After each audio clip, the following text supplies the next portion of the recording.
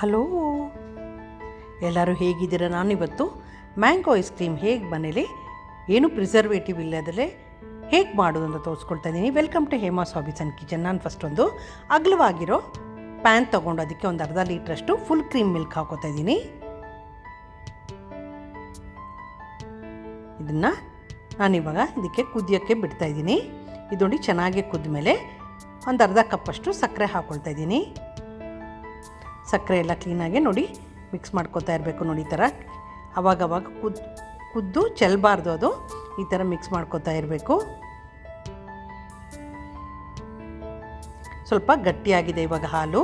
ನಾನು ಇವಾಗ ಇದಕ್ಕೆ ಅರ್ಧ ಕಪ್ಪಷ್ಟು ಮಿಲ್ಕ್ ಪೌಡರ್ ತೊಗೊಂಡು ಅರ್ಧ ಕಪ್ಪಷ್ಟು ಹಾಲು ತೊಗೊಂಡು ಅದೆರಡು ಮಿಕ್ಸ್ ಮಾಡ್ಕೊಳ್ತಾ ಇದ್ದೀನಿ. ತುಂಬ ರುಚಿಯಾಗಿರೋ ಮ್ಯಾಂಗೋ ಐಸ್ ನೀವು ಮನೇಲೇ ಮಾಡೋದು. ನೀವು ಇದನ್ನು ಮಾಡಿ ನೋಡಿ, ತುಂಬ ಚೆನ್ನಾಗಾಗುತ್ತೆ. ಇದನ್ನು ನೀಟಾಗಿ ಮಿಕ್ಸ್ ಮಾಡ್ಕೊಂಡ್ಮೇಲೆ ಇವಾಗ ನಾವು ಕುದೀತಾ ಇರುತ್ತಲ್ಲ ಹಾಲು, ಅದಕ್ಕೆ ಹಾಕ್ಕೊಳ್ತಾ ಇದ್ದೀನಿ. ಯಾರೆಲ್ಲ ನೋಡ್ತಾಯಿದ್ರು ಸಬ್ಸ್ಕ್ರೈಬ್ ಆಗಿ ಹೇಮಾಸ್ ಹಾಬೀಸ್ಗೆ. ನಾನು ಈ ಥರನೇ ಒಳ್ಳೊಳ್ಳೆ ರೆಸಿಪಿ ನನ್ನ ಚಾನಲಲ್ಲಿ ತರ್ತಾ ಇರ್ತೀನಿ. ಅದರ ಜೊತೆ ಕೆಲವು ಕ್ರಾಫ್ಟ್ ಕೂಡ ತರ್ತೀನಿ. ಇವಾಗ ನೋಡಿ ಇದು ಚೆನ್ನಾಗಿ ಕುದೀತಾ ಇದೆ. ನಾನು ಸ್ವಲ್ಪ ದೊಡ್ಡ ಪಾತ್ರೆಗೆ ಇವಾಗ ಟ್ರಾನ್ಸ್ಫರ್ ಮಾಡ್ಕೊಂಡಿದ್ದೀನಿ. ಆಮೇಲೆ 1 ಟೇಬಲ್ ಸ್ಪೂನು ಕಾರ್ನ್ಫ್ಲೋರ್ನ ಒಂದು ಸ್ವಲ್ಪ ಹಾಲಲ್ಲಿ ಮಿಕ್ಸ್ ಮಾಡಿಕೊಂಡು ಕ್ಲೀನಾಗೆ ಇದನ್ನು ಇವಾಗ ಚೆನ್ನಾಗಿ ಕುಕ್ ಮಾಡ್ಕೋಬೇಕಾಗುತ್ತೆ. ಇದು ಚೆನ್ನಾಗಿ ಕೈ ಬಿಡದಲ್ಲೇ ಇದನ್ನು ಮಿಕ್ಸ್ ಮಾಡ್ಕೋಬೇಕು.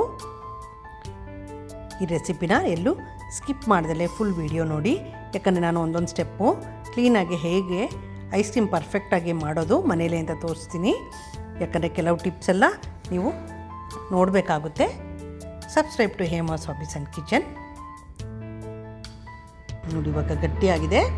ಯಾವ ಥರ ಇರಬೇಕಂದ್ರೆ ಸ್ಪೂನು ಹಿಂದ್ಗಡೆ ನೋಡಿ ಈ ಥರ ಒಂದು ಗೆರೆ ಎಳೆದ್ರೆ ಅದು ಕ್ಲೀನಾಗಿ ಕೂಡ್ಕೋಬಾರ್ದು. ಅಲ್ಲಿವರೆಗೂ ನೀವು ಕುದಿಸ್ಬಿಟ್ಟು ಅದನ್ನು ಸ್ವಿಚ್ ಆಫ್ ಮಾಡಿಕೊಂಡು ತಣ್ಣಗೆ ಮಾಡೋಕ್ಕೆ ಇಟ್ಕೊಳ್ಳಿ.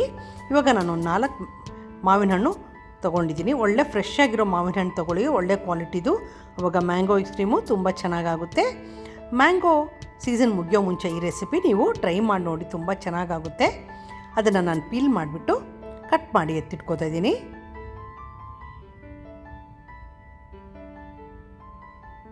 ಒಳಗಡೆ ಬೀಜನ ಬಿಸಾಕ್ಬಿಡ್ತಾ ಇದ್ದೀನಿ. ಅದೇ ಥರ 4 ಮ್ಯಾಂಗೋ ತೊಗೊಂಡಿದ್ದೀನಿ. ನೀವು ಕಡಿಮೆ ಬೇಕಾದ್ರೂ ತೊಗೋಬೋದು. ಇವಾಗ ನಾನು ಇದನ್ನೆಲ್ಲ ಕಟ್ ಮಾಡಿ ಒಂದು ಕಡೆ ಇವಾಗ ಎತ್ತಿಟ್ಕೋತಾ ಇದ್ದೀನಿ. ಇವಾಗ ಹಾಲಿನ ಮಿಶ್ರಣ ಕಂಪ್ಲೀಟಾಗಿ ತಣ್ಣಗಾಗಿದೆ. ಅದನ್ನು ಒಂದು ಮಿಕ್ಸಿ ಜಾರ್ಗೆ ಹಾಕ್ಕೊಳ್ತಾ ಇದ್ದೀನಿ. ಮಿಕ್ಸಿ ಜಾರ್ಗೆ ಟ್ರಾನ್ಸ್ಫರ್ ಮಾಡಿಕೊಂಡು ಅದಕ್ಕೆ 1 ಕಪ್ಪಷ್ಟು ಮಿಲ್ಕ್ ಕ್ರೀಮು, ನೀವು ಅಂಗಡಿಯಲ್ಲೆಲ್ಲ ಮಿಲ್ಕ್ ಕ್ರೀಮ್ ಸಿಗುತ್ತೆ, ಅದನ್ನು ಯೂಸ್ ಮಾಡಿ.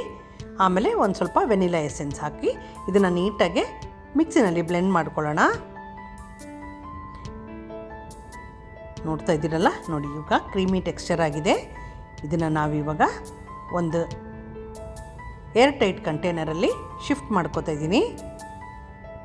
ಶಿಫ್ಟ್ ಮಾಡಿಕೊಂಡು ಇದನ್ನು 4ರಿಂದ 5 ಗಂಟೆಯ ಕಾಲ ಇದನ್ನು ಫ್ರೀಝರಲ್ಲಿ ಇಡಬೇಕಾಗುತ್ತೆ. ಅಷ್ಟರಲ್ಲಿ ನಾವು ಇವಾಗ ಮ್ಯಾಂಗೋನ ಪ್ಯೂರಿ ಮಾಡ್ಕೊಳ್ಳೋಣ. ಅಂದರೆ ಸ್ವಲ್ಪ ಬೇಯಿಸ್ಕೋಬೇಕಾಗುತ್ತೆ. ಹಾಗೆ ಮ್ಯಾಂಗೋ ಹಾಕಿ ಮಾಡಿದ್ರೆ ಐಸ್ ಕ್ರಿಸ್ಟಲ್ಸ್ ಫಾರ್ಮ್ ಆಗಿಬಿಡುತ್ತೆ, ಯಾಕಂದರೆ ಅದರೊಳಗೆ ನೀರಿನ ಅಂಶ ಇರುತ್ತಲ್ಲ. ಆದ್ದರಿಂದ ಅದಕ್ಕೆ ಸ್ವಲ್ಪ ನಾವು ಬೇಯಿಸ್ಕೋಬೇಕಾಗುತ್ತೆ ಮಾವಿನ ಹಣ್ಣನ್ನು. ನೋಡಿ ಇದಕ್ಕೆ ನಾನು ಒಂದು ಅರ್ಧ ಕಪ್ಪಷ್ಟು ಸಕ್ಕರೆ ಹಾಕ್ಕೊಳ್ತಾ ಇದ್ದೀನಿ. ನೀವು ಸಕ್ಕರೆ ನಿಮ್ಮ ಇಷ್ಟದಂಗೆ ನೋಡಿ ಹಾಕ್ಕೊಳ್ಳಿ, ಬಟ್ ಇದು ಕರೆಕ್ಟಾಗಿರುತ್ತೆ, ತುಂಬ ಸಕ್ಕರೆ ಇರಲ್ಲ. ಇಷ್ಟೇ ಮಾಡ್ಕೊಳ್ಳಿ. ಈಗ ಸಕ್ಕರೆನ ನೀಟಾಗಿ ಮಿಕ್ಸ್ ಮಾಡಿಬಿಟ್ಟು ಇದರಲ್ಲೇ ನಾವು ಬೇಯಿಸಕ್ಕೆ ಬಿಡೋಣ. ಯಾವುದೇ ಕಾರಣಕ್ಕೂ ನೀರು ಮಾತ್ರ ಹಾಕಬಾರ್ದು. ಇದಕ್ಕೆ ನಾವು ಬೇಯಿಸ್ತಾ ಇರೋದೇ ನೀರಿನ ಅಂಶ ಇರೋದನ್ನು ತೆಗಿಯೋಕ್ಕೋಸ್ಕರ. ನೋಡಿ ಈ ಥರ ಚೆನ್ನಾಗಿ ಅಂಟು ಬರಬೇಕು, ಅಥವಾ ನೋಡಿ ಈ ಥರ ಟ್ರಾನ್ಸ್ಪರೆಂಟ್ ಆಗುತ್ತೆ. ಅಲ್ಲಿವರೆಗೂ ಬೇಯಿಸ್ಕೊಂಡು ಇದನ್ನು ಸ್ವಿಚ್ ಆಫ್ ಮಾಡಿಬಿಟ್ಟು ಇದು ಫುಲ್ಲು ತಣ್ಣಗಾಗಕ್ಕೆ ಬಿಡೋಣ. ಯಾಕಂದರೆ ನಾವು ಹೇಗಿದ್ರೂ ಐಸ್ ಕ್ರೀಮು ಇಟ್ಟಿದ್ದೀವಲ್ಲ ಫ್ರೀಝರಲ್ಲಿ, ಅದು ಅಷ್ಟೆಲ್ಲ ಆಗುತ್ತೆ. ಇದು ಫುಲ್ಲು ತಣ್ಣಗಾಗಬೇಕು. ಇವಾಗ ನೋಡಿ 4 ಗಂಟೆ ಆಗಿದೆ. ನಾನು ಫ್ರೀಝರಿಂದ ಇವಾಗ ಹಾಲಿನ ಮಿಶ್ರಣ ಎತ್ಕೊಂಡು ನೋಡಿ ಈ ಥರ ಆಗಿರುತ್ತೆ. ಸೆಮಿ ಸಾಲಿಡ್ ಆದರೆ ಸಾಕು. ನೀವು ಹೀಗೇನು ತಿನ್ಬೋದು, ವೆನಿಲಾ ಐಸ್ ಕ್ರೀಮ್ ಥರ ತುಂಬ ಚೆನ್ನಾಗಿರುತ್ತೆ. ನೀವು ಈ ರೆಸಿಪಿ ಮಾಡಿ ನೋಡಿ, ಹೇಳಿ ಹೇಗಾಗಿತ್ತು ನಿಮ್ಮ ಮನೇಲಿ ಅಂತ. ಇದನ್ನು ನಾನು ಮತ್ತೆ ಮಿಕ್ಸಿ ಜಾರ್ಗೆ ಟ್ರಾನ್ಸ್ಫರ್ ಮಾಡಿಕೊಂಡು ಇವಾಗ ಮ್ಯಾಂಗೋದು ಮಿಶ್ರಣನೂ ತಣ್ಣಗಾಗಿರುತ್ತೆ, ಅದನ್ನು ಇದಕ್ಕೆ ಮಿಕ್ಸ್ ಮಾಡ್ಕೋತಾ ಇದ್ದೀನಿ. ನಾನು ಯಾವುದೇ ಪ್ರಿಸರ್ವೇಟಿವ್ ಹಾಕ್ತಾಯಿಲ್ಲ ಅಥವಾ ಯಾವುದೇ ಸೆಟ್ಟಿಂಗ್ ಇಂಗ್ರೀಡಿಯೆಂಟ್ಸ್ ಕೂಡ ಹಾಕ್ತಾಯಿಲ್ಲ. ನ್ಯಾಚುರಲ್ ಆಗಿ ಮಾಡ್ಕೋತಾ ಇದ್ದೀನಿ. ಕ್ಲೀನಾಗೆ ಅದನ್ನು ಇನ್ನೊಂದು ಸತಿ ಒಂದು ನಿಮಿಷದವರೆಗೂ ಬ್ಲೆಂಡ್ ಮಾಡ್ಕೋಬೇಕಾಗುತ್ತೆ. ಆಮೇಲೆ ನೋಡಿ ಇವಾಗ ಈ ಥರ ಆಗಿದೆ, ನೋಡಿ ಎಷ್ಟು ಕ್ರೀಮಿಯಾಗಿದೆ. ಇದನ್ನು ನಾನು ಮತ್ತೆ ಅದೇ ಏರ್ ಟೈಟ್ ಕಂಟೈನರಲ್ಲಿ ಹಾಕಿಬಿಟ್ಟು ಒಂದು ಸತಿ ಈ ಥರ ಸ್ಪ್ರೆಡ್ ಮಾಡ್ಕೋತಾ ಇದ್ದೀನಿ ಇವನ್ನಾಗೆ.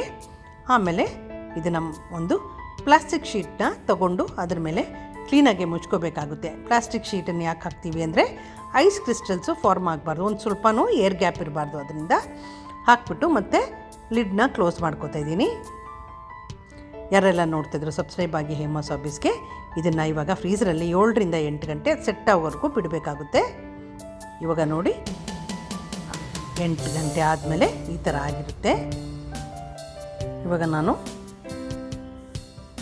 ಪ್ಲಾಸ್ಟಿಕ್ ಶೀಟು ರಿಮೂವ್ ಮಾಡ್ತಾಯಿದ್ದೀನಿ. ನೋಡಿ ತುಂಬ ಚೆನ್ನಾಗಾಗಿದೆ. ನೀವು ಈ ರೆಸಿಪಿ ಟ್ರೈ ಮಾಡಿ ನೋಡಿ. ಯಾರೆಲ್ಲ ನೋಡ್ತಾಯಿದ್ರು ಸಬ್ಸ್ಕ್ರೈಬ್ ಆಗಿ ಹೇಮಾಸ್ ಹಾಬೀಸ್ಗೆ. ಇಷ್ಟ ಆಗಿದೆ ಲೈಕ್ ಮಾಡಿ, ಶೇರ್ ಮಾಡಿ, ಕಾಮೆಂಟ್ ಮಾಡಿ.